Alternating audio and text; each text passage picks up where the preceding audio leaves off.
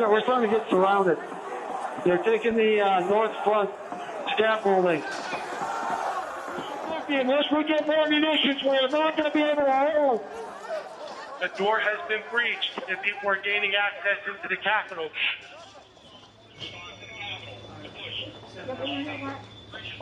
We have got to finish the proceedings, or else they're going to have the complete victory.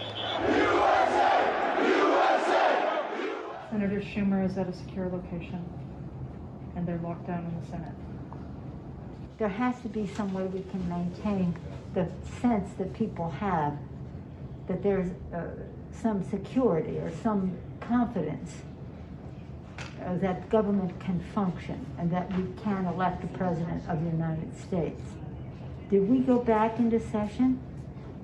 We did go back into session, but now apparently everybody on the floor is putting on tear gas masks to prepare for a breach.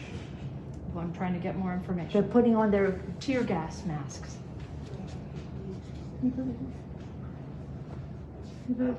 can't. We need an area for the House members. They're all walking over now through the tunnels. Bring her out! Bring her out here! Hey! We're coming in if you don't bring her out! I'm going to call up the effing Secretary of DOD. We have some senators who are still in their hideaways. They need massive personnel now. Can you get the Maryland National Guard to come too? I have something to say, Mr. Secretary. I'm going to call the mayor of Washington, D.C. right now and see what other outreach she has to other police departments, as Leader Hoyer has mentioned.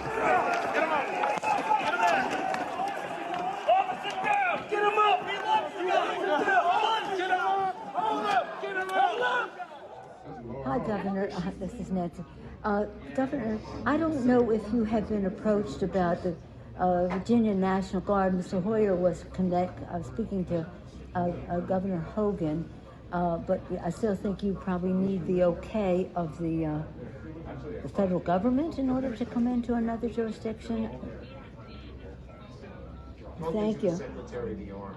Oh my gosh, they're just breaking windows, they're doing all kinds of, it's really, that they said somebody was shot. It was just horrendous, and all at the instigation of the President of the United States. Okay, thank you, Governor. I appreciate what you're doing, and if you don't mind, I'd like to stay in touch. Thank you. Okay. Thank you. Bye-bye. Virginia Guard has been called in. You know, I'm just talking to Governor Northam, and what he said is they sent 200 state police and a unit of the National Guard. They're breaking windows and going in, obviously ransacking our offices and all the rest of that. That's nothing. The concern we have about personal harm, personal safety is just transcends everything. But the fact is, on any given day, they're breaking the law in many different ways. And quite frankly, much of it at the instigation of the President of the United States. And now, if he could at least somebody. Yeah, why don't you get the President to tell them to leave the Capitol, Mr. Attorney General, in your law enforcement responsibility. A public statement, they should all leave.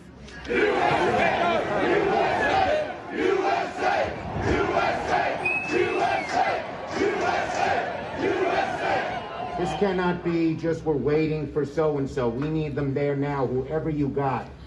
You also have troops. This is Steny Hoyer. Troops. Okay, so we have a little bit of time to make that decision. Andrews Air Force Base. All right. Other military bases. Thank you. We need active duty National Guard. How soon in the future can you have the place evacuated, pulled, cleaned out?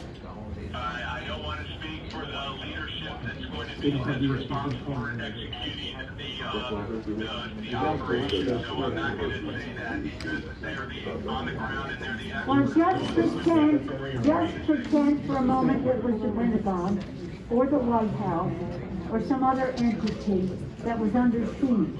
And let me say, you can logistically get people there as you make the plan.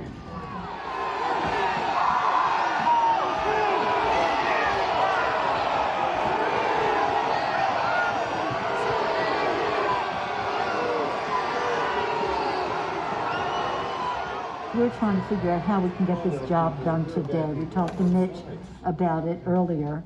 He's not in the room right now, but he was with us earlier, and said, you know, we want to expedite this, and hopefully they could confine it to just one complaint, Arizona, and then we could vote, and that would be, you know, then just move forward with the rest of the state. The overriding wish is to do it at the Capitol. What we are being told very directly is it's going to take days for the Capitol to be okay again. We've gotten a very bad report about the condition of the House floor with defecation and all that kind of thing as well. I don't think that that's hard to clean up, but I do think it is more from a security standpoint of making sure that everybody is out of the building, and how long will that take? I just got off with the Vice President. And I got off with the Vice President-elect, so I'll tell him. Okay. But what we left the conversation with, because he said he had the impression from Mitch that Mitch wants to get everybody back to do it there.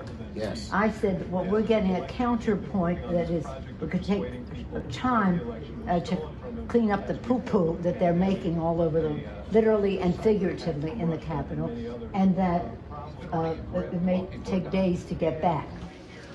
Yes, I'm at the Capitol building. I'm literally standing with the chief of police of the U.S. Capitol Police. He just informed me what you will hear through official channels. Paul Irving, your sergeant at arms, will inform you that their best information is that they believe that the House and the Senate will be able to reconvene in roughly an hour.